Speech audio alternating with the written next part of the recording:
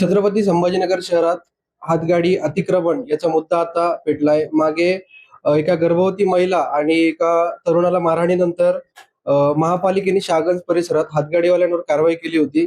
काही ठिकाणी अतिक्रमण काढण्यात आलं होतं, मात्र त्यानंतर ती परिस्थिती पुन्हा पूर्ववत झाली आहे. त्यानंतर आता मात्र शिवसेना नगरसेवक त्या प्रभागातले ऋषिकेश जयस्वाल आक्रमक झाले. त्यांनी एका पोलीस प्रशासनाला पत्र दिलंय, ज्यात त्यांनी म्हणले की 10 तारखेपर्यंत जर हे अतिक्रमण हातगाडीवाले काढले गेले नाही तर शिवसेना स्टाईल रस्त्यावर उतरू आणि उत्तर देऊ. आपल्यासोबत सध्या ऋषिकेश जयस्वाल आहेत. आपण त्यांच्याकडनं जाणून घेणार आहोत की नेमकं 10 तारखेनंतर काय करणार, काय आपली प्रतिक्रिया आहे?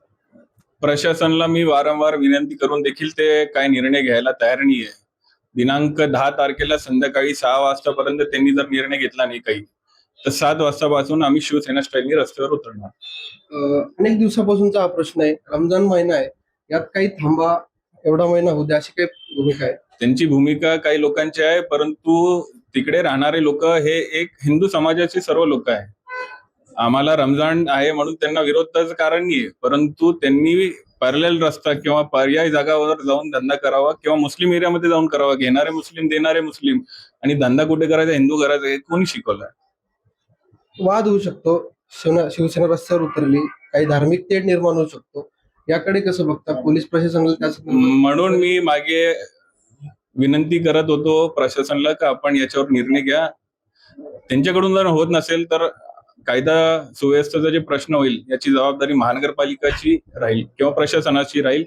आणि राहिला विषय संघर्षाचा, आणि जर संघर्ष करायची वेळ आली तर 100% संघर्ष करायला आम्ही मागे हटणार नाही. एमआयएमच्या नगरसेवकांनी मागच्या वेळी हस्तक्षेप करत हातगाड्या पुन्हा रस्त्यावर लावला. यावेळी सुद्धा ते रस्त्यावर उतरले. आपल्याकडनं काय उत्तर? ईट का जवाब पत्थर से मिलेगा, इतना मी आपको बोलतो.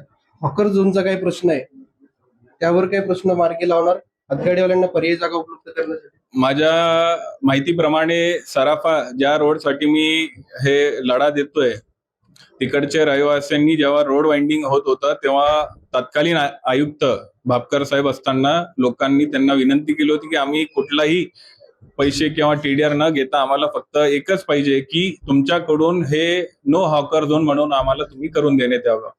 पूर्ण शहराचा हे प्रश्न आहे, त्याच्यावर महानगरपालिका काही ना काही उपाययोजना करेल. कधी करेल माहित नाही, परंतु आजचा जे विषय आहे सराफा, हे अत्यंत महत्वाचं आहे आणि ते नो हॉकर झोन म्हणून काय करता येईल त्याच्यासाठी मी पण प्रयत्न करेन. पूर्ण ताकदीने रस्त्यावर पूर्ण ताकदीने उद्या तुम्ही जर आज काय किंवा उद्या झाला नाही तर उद्या संध्याकाळी आपण नक्कीच ते पूर्ण बघणार.